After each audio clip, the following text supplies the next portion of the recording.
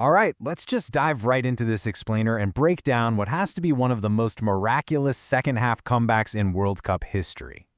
We're looking at Argentina's dramatic tactical turnaround against Egypt. I mean, this was a match that swung wildly from the bleakest depths of despair to just pure, unadulterated jubilation for the defending world champions. If you love dissecting how a team can physically and mentally completely flip the script on its head, well, you are exactly in the right place. Now, to really appreciate this turnaround, we've got to put ourselves in that moment of absolute heart-pounding jeopardy. The pressing question on literally everyone's mind was, is it the last tango, and will there be another one in Kansas City on Saturday? Because at that moment, Argentina was quite literally on the brink of elimination. Fans around the world were terrified they were watching the final moments of Lionel Messi's World Cup career. The pressure was suffocating, and it really looked for all the world like they were heading out. So, how on earth did they survive? Well, they engineered a miraculous escape through a rapid succession of three very distinct tactical shifts. First, we saw an aerial lifeline via Romero's header. Second, an engineered equalizer from Messi's strike. And finally, a blistering counter resulting in Fernandez's finish. Let's break exactly how that happened down. Starting with tactic number 1, the aerial lifeline. You know when your back is completely against the wall, sometimes you just have to toss the playbook out the window and abandon intricate play for sheer brute force. The tactical adjustment here is super fascinating. Argentina basically utilized a makeshift center forward. Instead of relying purely on their traditional attackers, they actually pushed a defensive player, Cristian Romero, right up front. Why?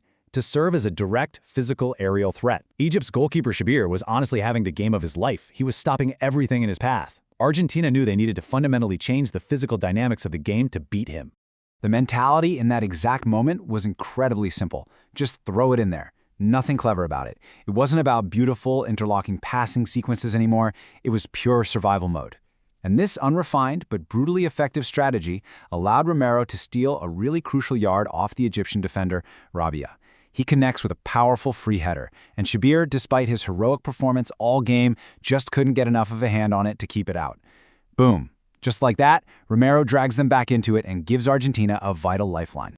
Which brings us to tactic number 2, the engineered equalizer. So having secured that lifeline, Argentina suddenly shifts gears back to pure engineered brilliance. It all starts with Julian Alvarez. After a little dip of the shoulder that frankly didn't fool the defender, Alvarez doesn't panic. Instead, he dishes out this perfect layoff, and Lionel Messi, doing what he does best, instinctively reads the space as the play develops. He steps right into the exact pocket he needs and executes a flawless half volley.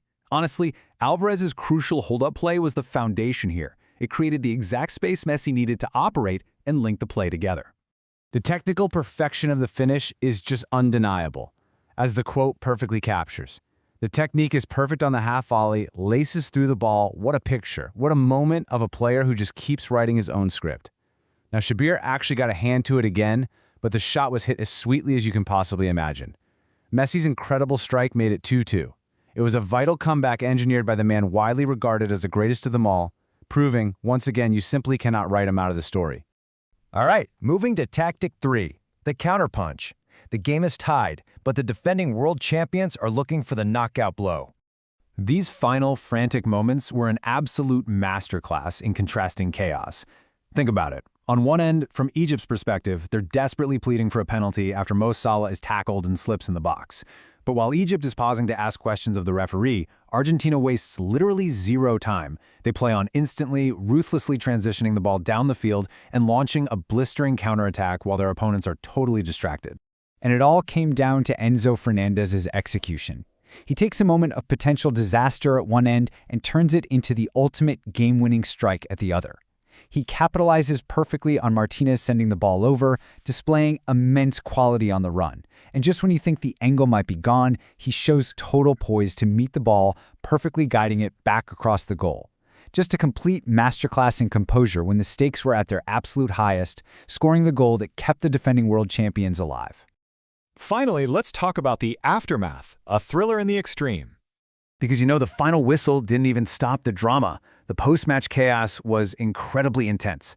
The defending champions obviously stay alive, but for Egypt, Collapsing from a winning position like that just led to sheer frustration. They completely surrounded the referee with ongoing complaints, tensions completely boiled over, and the official flashed a red card, followed by yellow to the goalkeeper, Shabir. Just a bitter, chaotic end to what was an incredible defensive effort from them. Which leaves us with one final, pretty massive thought. On the biggest of stages, and considering the sheer tactical adaptability and brute force required to pull this comeback off, is this the game of the tournament? It absolutely had everything, right? So, keep this tactical masterclass in mind the next time you see a team fighting for its tournament life. Thank you so much for joining me for this explainer.